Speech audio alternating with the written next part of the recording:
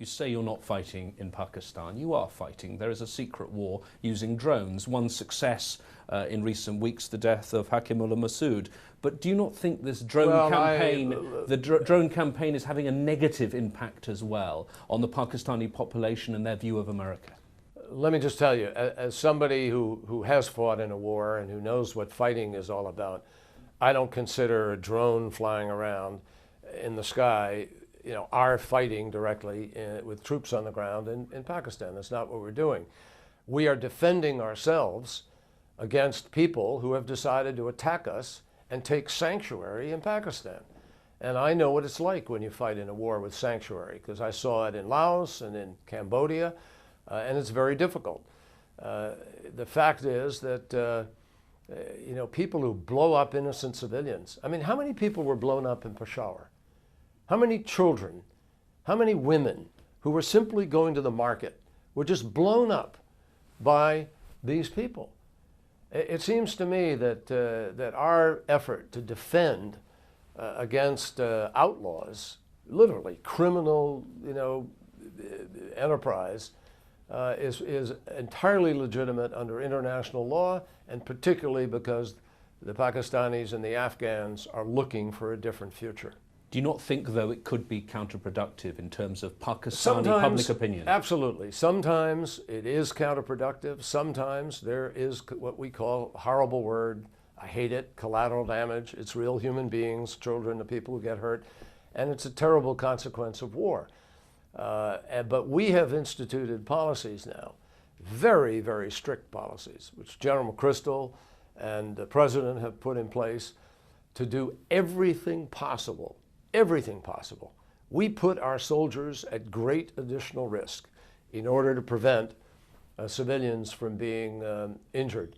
That is directly contrary to what the terrorists do when they purposefully, intentionally, willfully go after civilians and children in order to terrorize people on a broad-based basis. And what we need is more people within this part of the world who speak up against that. There is nothing in the religion of Islam, nothing, that permits innocent people to be killed or suggests that they should be. So I think we all have a great interest in standing up against this. What we want to do, frankly, is pay attention to the real issues of concern in all of our countries. People, young people, you have so many young people here, whether it's in Qatar or in Egypt or Jordan or all through the region. Young people ages anywhere from 15 to 30 years old who don't have jobs, who wonder what their future is going to be. We need more schools, we need more education, we need more development. That's where the focus of all of our energies ought to be. And people who blow up bombs and who kill people innocently, I think, simply don't have a real philosophy, and they don't have a real program to offer. Two more final questions just to deal with some other aspects of the region. You're here in the Gulf, about as close as a senior American figure gets to Iran. Tell me what you make of President Ahmadinejad's claims now on being able to increase their capacity in terms of enrichment. Well, there's every evidence that Iran is having difficulty with its centrifuges and with its nuclear program. But leaving that aside, I think that President Ahmadinejad is really on the wrong side of history.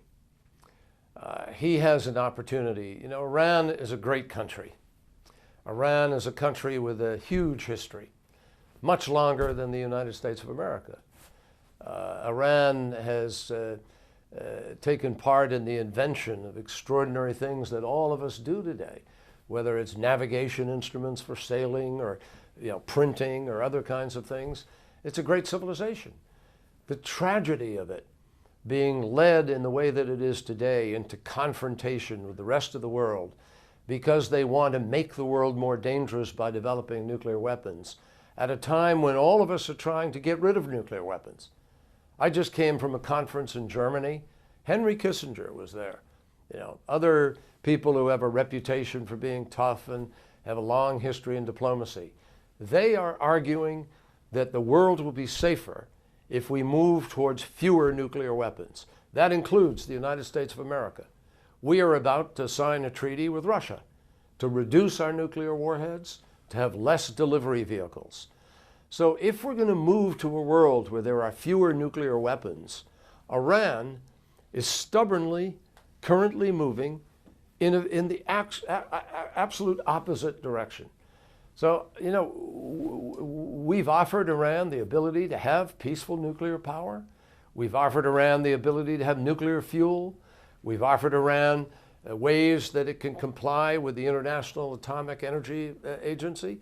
It can do all of these things, but it chooses not to. It's choosing a road of confrontation.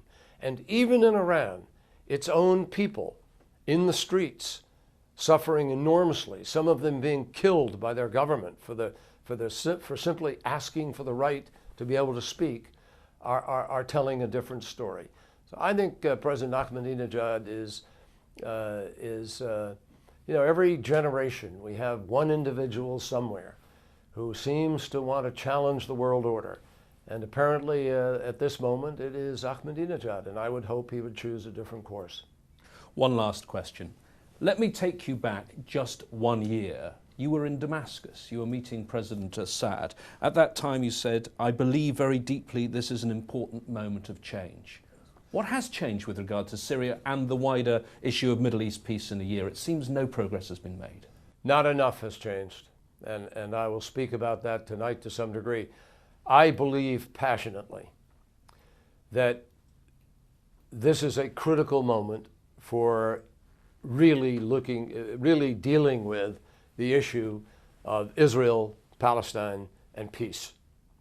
The window of opportunity for that peace is closing. It's closing because of people's impatience, people's anger and frustrations, because of the situation in Gaza, because of Hezbollah, Hamas increasingly being armed, because of Iran, because of the anger people have about a continued sense of occupation. It has to change. I believe it can change. I think we have all of us seen at Taba, at Way, in the negotiations in Annapolis, historically in Madrid. We've gone down a road where most of us understand what a peace between Israel and Palestine looks like. But we keep getting blocked by one event or another event. What we need now is leadership that rises above those events and puts the big issues on the table. The issues of the borders with Israel, of the state of Palestine, of what will happen with the right of return, of exactly what happens with Jerusalem. The big issues must be put on the table, and we need to deal with them.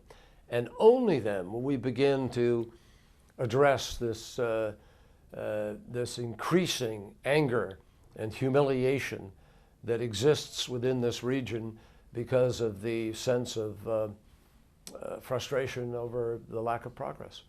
Senator Kerry, thank you very much. Thank you. Thank you.